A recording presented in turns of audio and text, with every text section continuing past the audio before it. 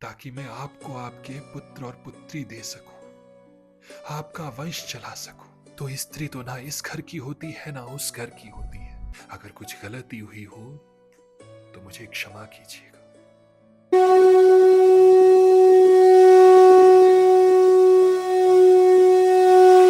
Radhe Radhe. Welcome back to Radha Rani का जादू, जहां सिर्फ प्रेम बोलता है और श्री कृष्ण सुनते हैं। आज मेरी कहानी कोई आध्यात्मिक जगत से नहीं है, ये इसी भौतिक संसार से है। एक पति पत्नी के बीच में एक बहुत ही प्यार भरी, दर्द भरी, एक कठोर कहानी है। एक पति अपनी पत्नी के साथ बैठा हुआ होता है और अपनी पत्नी से कहता है, आज यहां पर जो कुछ भी है, ये घर है, ये गाड़ियां हैं, ये बच्चे हैं, ये सब कुछ तो मैंने तुम्हें दिया है। तुमने मुझे क्या दिया है?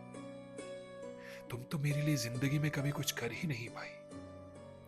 अरे मैंने तुम्हें जिंदगी का हर ऐशो आराम दिया, तुम्हारे लिए अच्छे वस्त्र लाए, तुम्हारे बच्चों के लिए अच्छे वस्त्र लाए, तुम्हारे बच्चों को अच्छी शिक्षा दी, तुम्हें मोबाइल फोन दिया, आने जाने के लिए अच्छी गाड़ी दी।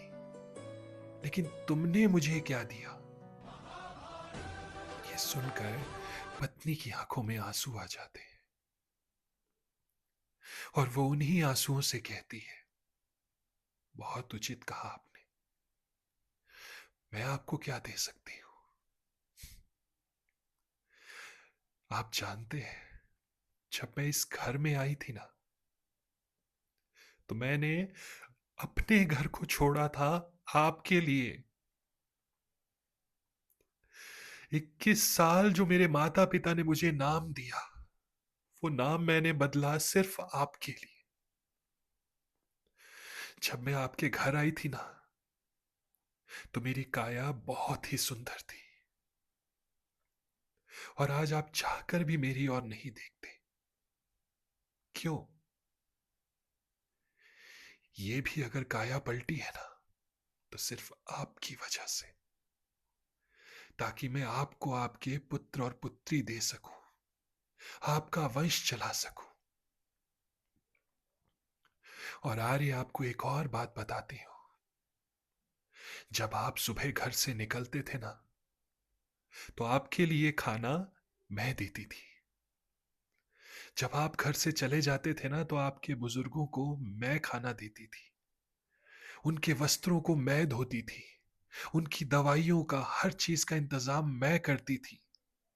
आपके बच्चों को नहलाना धुलाना, उन्हें स्कूल तक पहुंचाना, उनके लिए स्कूल का खाना देना, ये सब कुछ मैं करती थी। और आज आपने मुझसे कह दिया कि तुमने मेरे लिए किया ही क्या। ये सुनते ही पति की आंखों में आंसू आ गए। वो झुक गया अपनी पत्नी के सामने, उसने अपनी पत्नी के चरण स्पर्श किए और उससे माफी मांगी। मुझसे बहुत बड़ी गलती हो गई जो मैंने तुमसे ये सवाल किया। पत्नी मुस्कुरा कर कहती है, आर्य, इस घर के लिए जितना आपने किया है उतना ही मैंने भी किया है। बस फर्क थोड़ा सा है कि आपका कार्य सभी को दिखता था, लेकिन इस समाज की एक विडंबना है कि स्त्री का कार्य किसी को नहीं दिखाई देता। इसीलिए मेरी आप सभी से भी प्रार्थना है कि स्त्रियां घर की लक्ष्मी होती है। अगर आप उन्हें प्यार और इज्जत नहीं दे सकते, तो उन्हें मत लाइए किसी के घर से, उन्हें उन्हीं के घर में रहने दीजिए। स्त्रियां तो ना इस घर की होती हैं ना उस घर की होती हैं। शादी के बाद मायके वालों को लगता है कि अब तो ये ससुराल की है, ससुराल वाले ही सब देखेंगे। और मायके वाले अपनी जगह सही भी है, और सही मायनों में देखा जाए तो स्त्री तो ना इस घर की होती है ना उस घर की होती है। यही इस समाज की विडंबना है। मुझे लगा तो मैंने अपना वक्तव्य आप सभी के साथ रखा। अगर कुछ गलती हुई हो तो मुझे क्षमा कीजिएगा। राधे